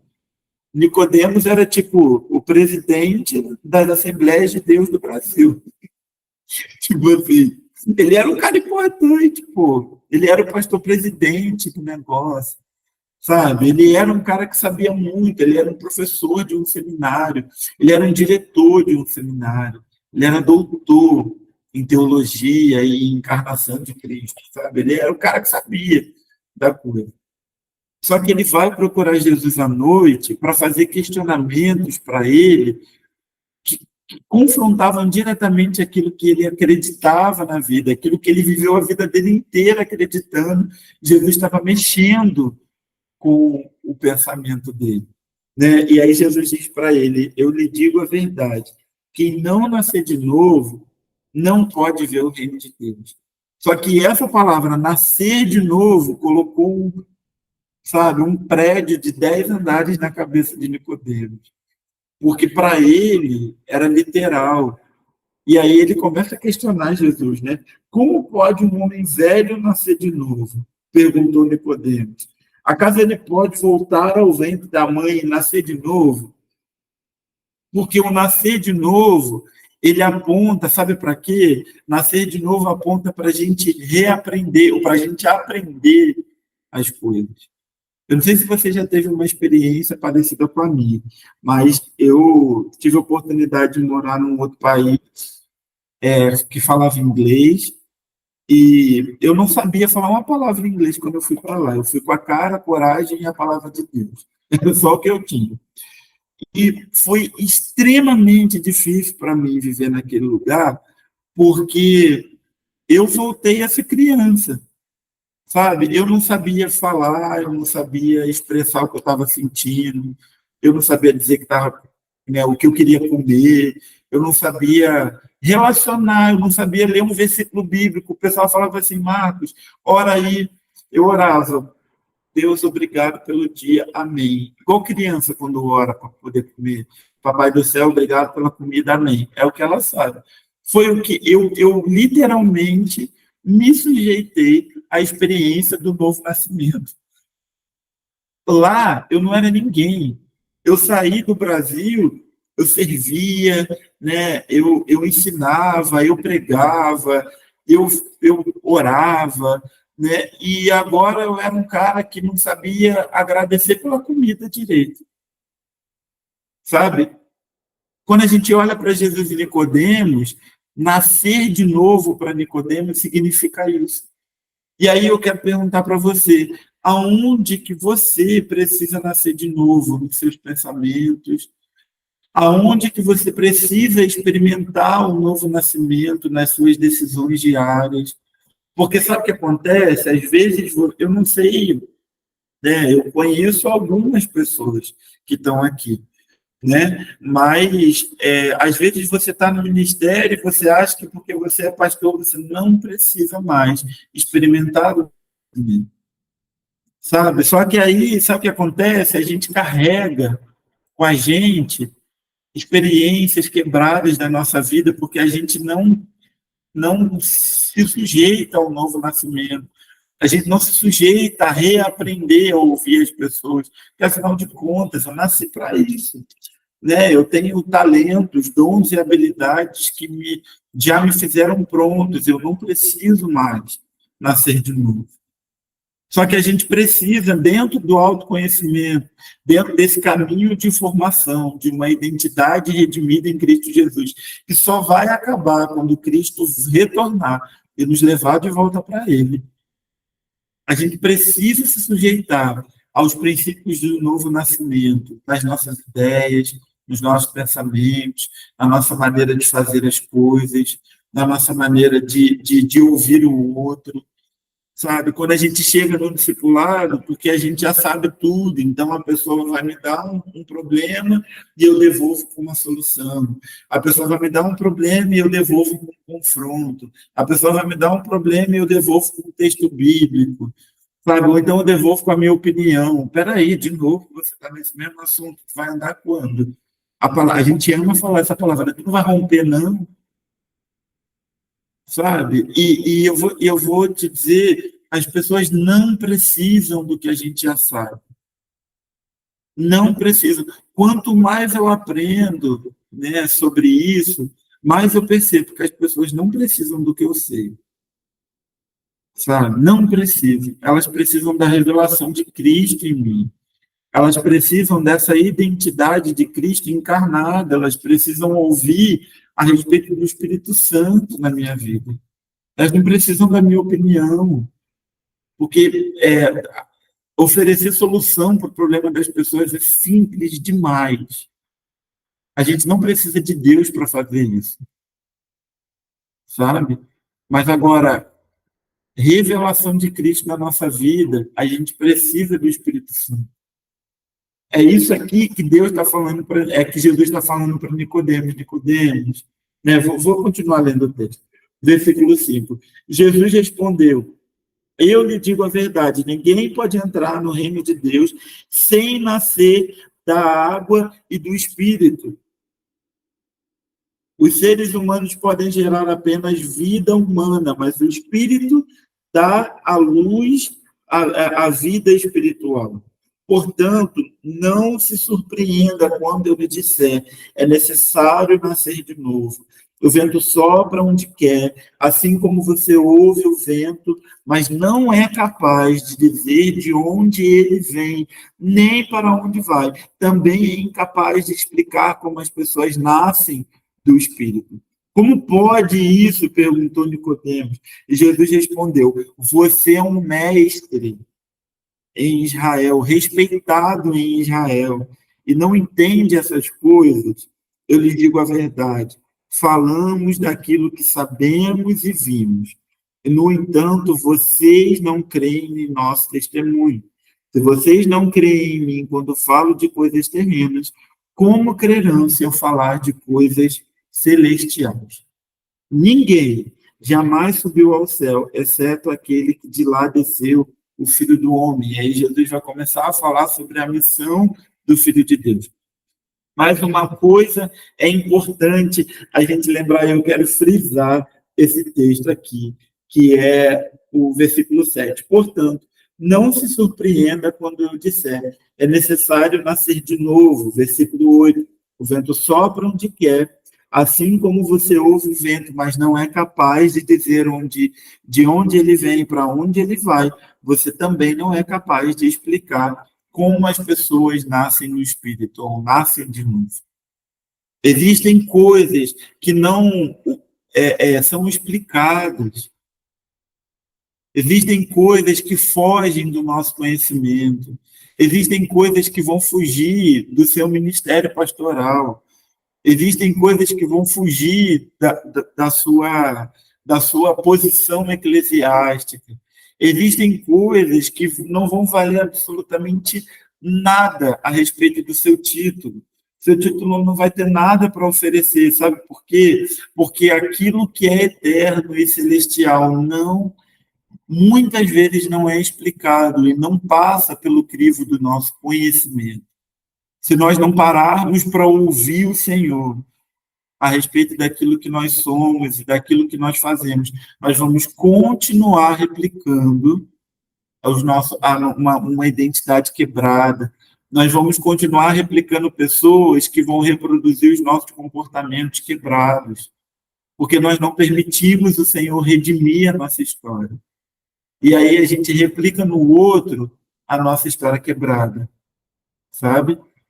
É muito difícil, muitas vezes, a gente permitir que o Senhor nos restaure e nos ressignifique quando a gente se depara com uma história que é parecida com a nossa, sabe? Já viu que a gente usa isso? Não, mas comigo aconteceu assim, mas comigo aconteceu assado. Você tem que se posicionar. Eu fiz isso, isso e isso. Ou então a gente vira para o outro e deixa eu curar você com a minha história.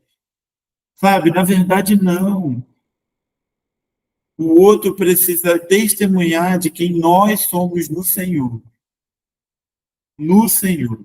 Era isso que Jesus estava dizendo para Nicodemos. Você é mestre e respeitado em Israel, mas você não sabe ouvir das coisas que são celestiais, que fogem da sua caixinha de certo e errado. Você sabe o que Jesus estava propondo para Nicodemos, né? Na minha contextualização aqui, Jesus estava dizendo assim para Nicodemos: Nicodemos, rasga essa sua lista de certo e errado e deixa eu conduzir você numa vida de novo nascimento. Só que uma vida de novo nascimento exige da gente perdas. Às vezes a gente vai ter que admitir para o discípulo, né, na nossa frente, que a gente não tem resposta para o que ele está falando.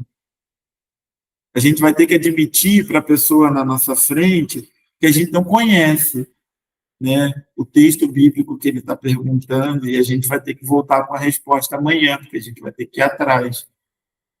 A gente vai ter que dizer, às vezes, para um menino mais novo que a gente, né, que é verdade, você tem razão e eu estava equivocado.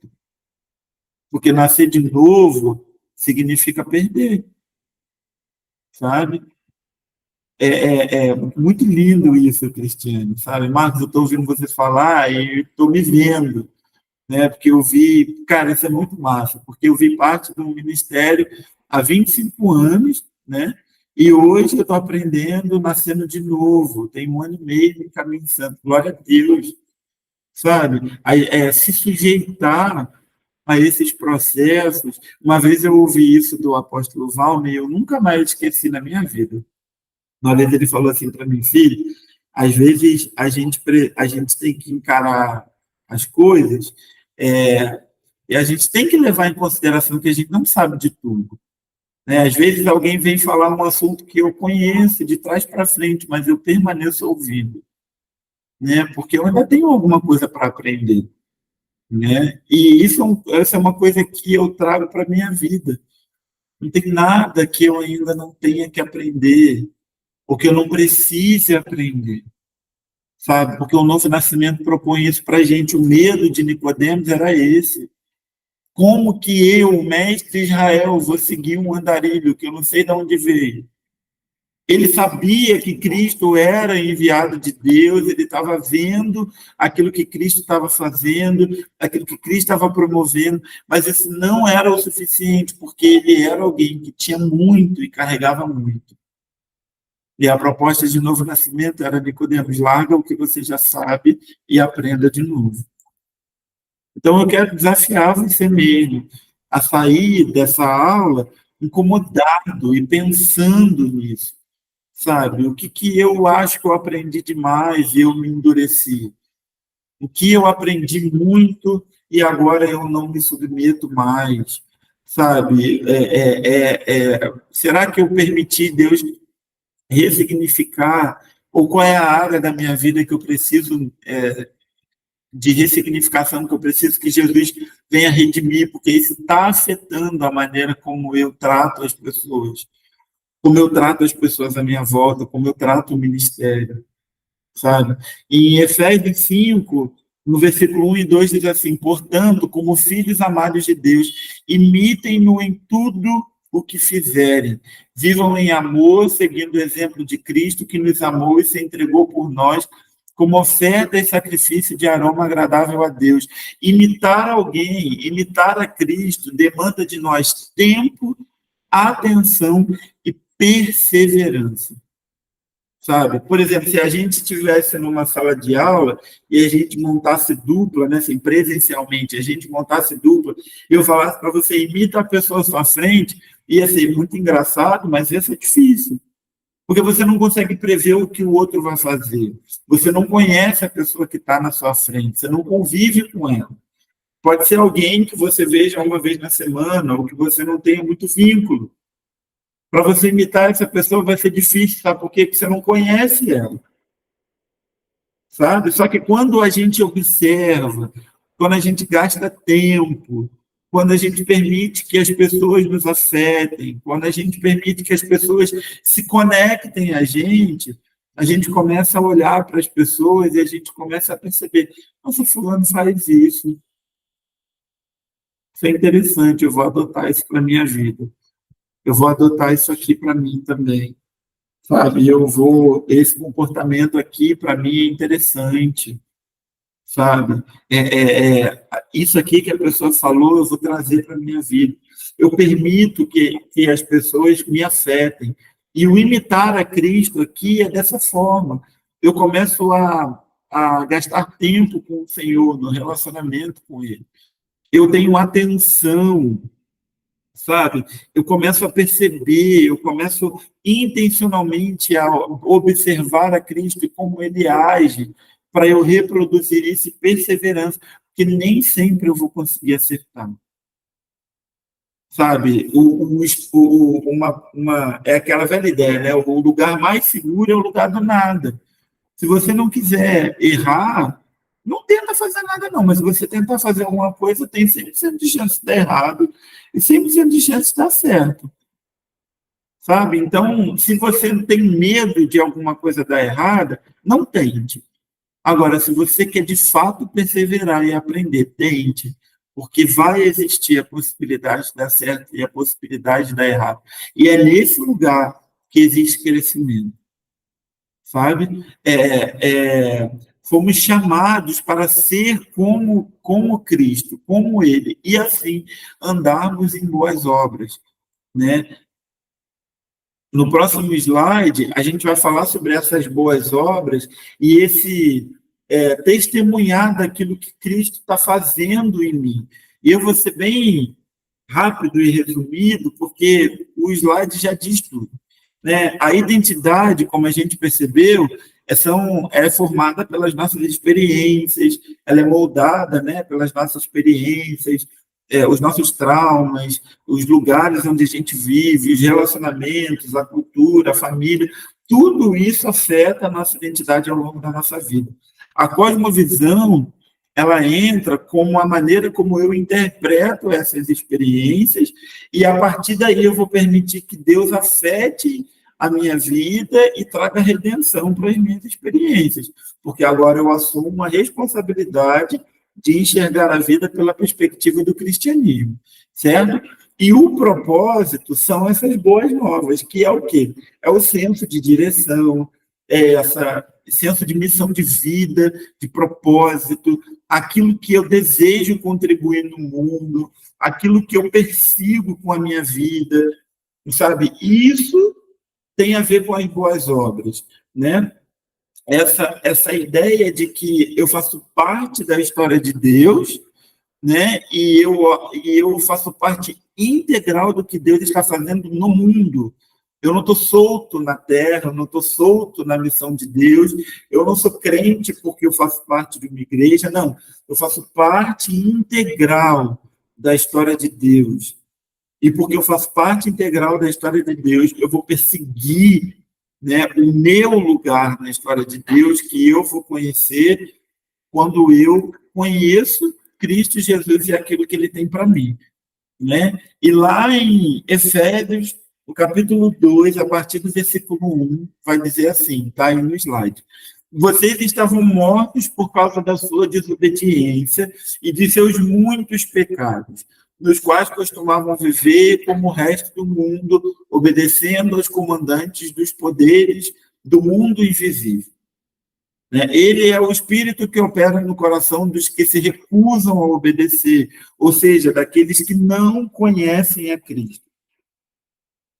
Todos nós vivíamos desse modo, seguindo os desejos ardentes e as inclinações da nossa natureza humana. Éramos, por natureza, merecedores da ira como os demais, por causa do pecado. Deus exerce ira sobre o pecado, e por isso nós éramos merecedores, porque vivíamos uma vida alienada a Deus, uma vida que não existia Deus e nós não pertencíamos a Ele. Mas, por causa desse movimento voluntário de Deus, né?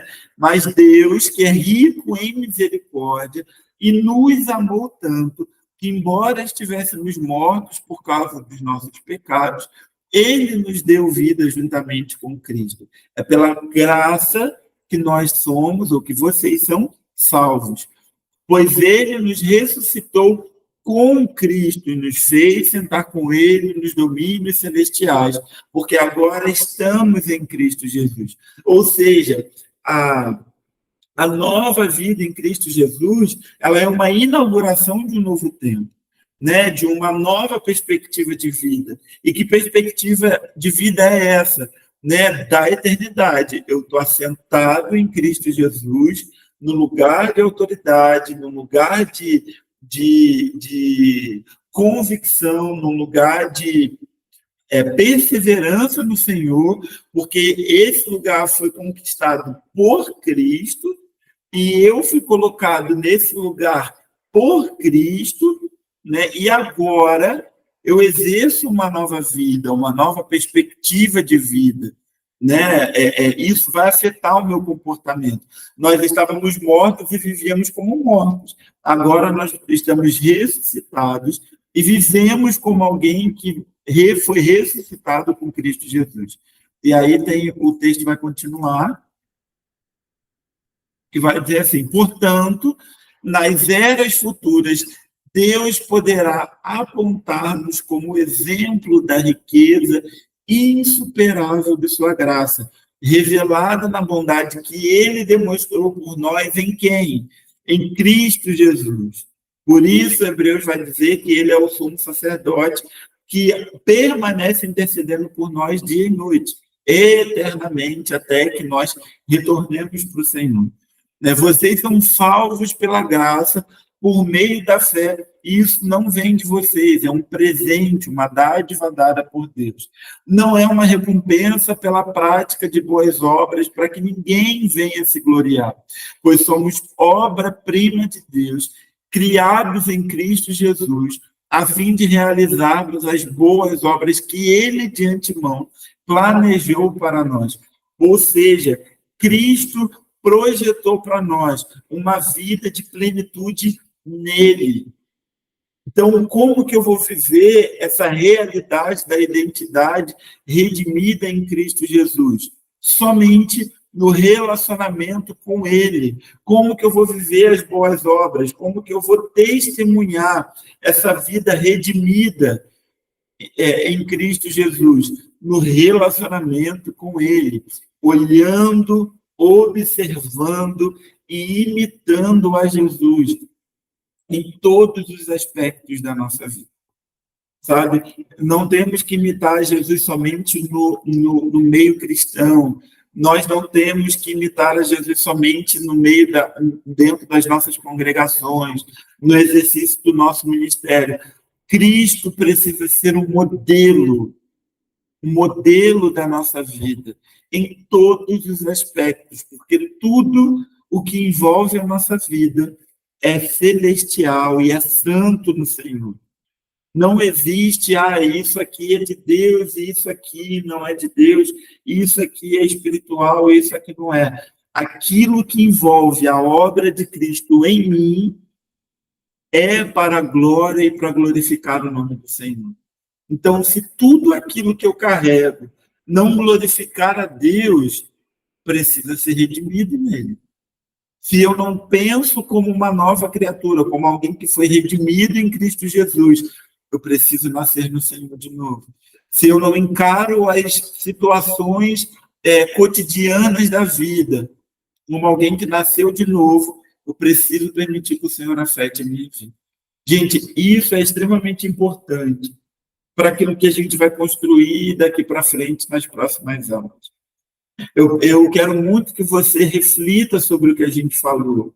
Eu quero muito que você olhe para a sua vida e que você faça uma lista de coisas que afetam a sua vida ainda, que ainda não foram redimidas por Cristo Jesus. Sabe? Padrões de comportamentos, padrões religiosos, sabe? Insubmissão, sabe? Um comportamento avarento, grosseiro. Né? Se você não consegue filtrar as coisas básicas e mínimas do seu comportamento com as escrituras, faça uma lista, seja prático, faça uma lista A e B, sabe? E coloque lá o que precisa ser afetado ainda em mim, que ainda não foi. Mas coloque também do lado todas as coisas que foram afetadas e estão sendo transformadas em você. Porque a gente precisa ser prático, porque aquilo que nós não somos afetados e nós não somos redimidos, nós reproduzimos na vida das pessoas à nossa volta. Lembra, eu deixo muito claro em dizer que a árvore é conhecida pelos seus frutos.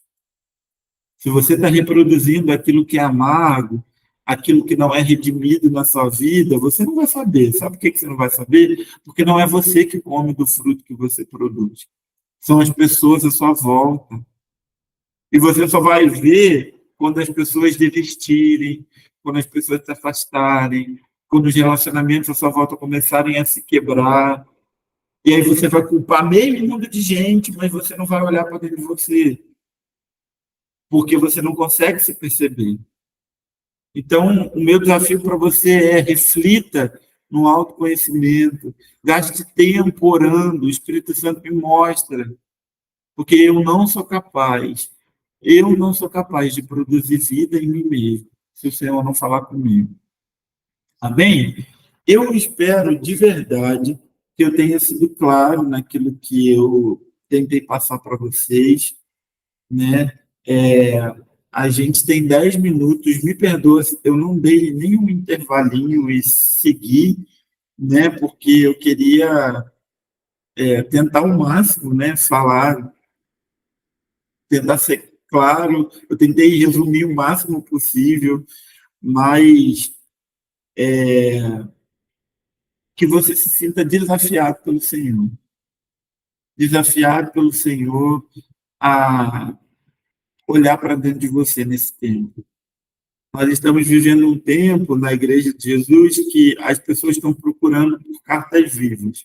Elas não querem bons pregadores, elas não querem gente moralista, cheia de discurso pronto. As pessoas estão procurando gente humana que testemunhe Cristo para elas, sabe? Gente que é gente mesmo, sabe? Não é um querubim andando pela terra, mas um ser humano que viveu dores, foi experimentado no sofrimento e agora tem marcas, né? Como Paulo diz, trago no meu corpo as marcas de Cristo. Gente que tem história para contar, mas que está vivendo Cristo e testemunhando Cristo, sabe? Eu espero de verdade que essa palavra tenha confrontado você e feito você pensar, para que a partir daqui para frente, quando a gente começar a falar sobre coisas práticas, a gente parta sempre desse princípio, né? De que a nossa identidade ela está forjada em Cristo Jesus e agora eu estou pronto para testemunhar, porque eu não estou reproduzindo alguém quebrado, eu estou reproduzindo alguém que está sendo reconstruído no Senhor, né? Para que as pessoas também entendam isso e reproduzam isso para a vida de outros e outros e outros, como multiplicadores do reino de Deus. Amém? Eu queria orar. A gente pode orar rapidinho, fecha aí os seus olhos. Senhor, eu quero te agradecer. Muito obrigado, porque a sua palavra é escudo e espada. A palavra, ela nos confronta, mas a tua palavra também, ela nos protege de nós, ela nos protege da mentira, ela nos protege das acusações do inimigo, mas ela também nos ajusta, ela também nos corta, ela também nos confronta, ela também nos ajusta, nos alinha. Então, eu quero louvar o teu nome por isso, Senhor. Eu oro para que o Senhor permaneça nos encontrando na nossa história, sabe? Nos encontra na nossa história de vida, Senhor.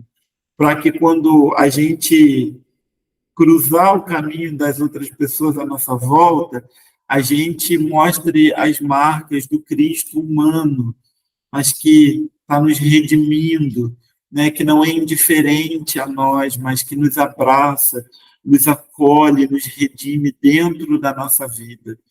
Sabe, eu oro no nome de Jesus para que o teu Espírito Santo possa nos convencer daquilo que a gente ainda não é convencido. O Espírito Santo nos ajuda a abrir mão daquilo que sabemos, daquilo que a gente aprendeu demais e, sabe, se apegou demais e a gente não solta, porque é valioso demais para a gente.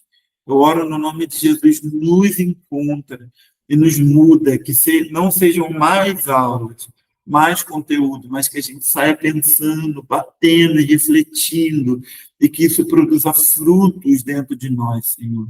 No nome de Jesus, nos acompanha, anda com a gente dentro do nosso processo, Senhor. No nome poderoso de Jesus, Espírito Santo, muito obrigado, porque você é aquele que nos revela a verdade e nos instrui no caminho. Nós louvamos o nome poderoso de Jesus. Amém e amém. Amém. Gente, muito obrigado, viu? Obrigado pelo seu tempo, né? Obrigado pela sua atenção. Obrigado por aqueles que ligaram a câmera e interagiram, falando aí, escrevendo, né? Eu louvo a Deus, né, por todo o aprendizado que Deus tem submetido vocês, né, a esse tempo de mudança e transformação de vida, né? Muito obrigado mesmo, que o Senhor continue te conduzindo, né, nessa jornada que é conhecer o Senhor e fazer o Senhor conhecido aonde você está, com a sua vida, com o ministério, tá bom? Deus te abençoe, né? Espero que eu tenha sido bênção para você como vocês foram para mim. E até a próxima, né? Que seja breve. Em nome de Jesus.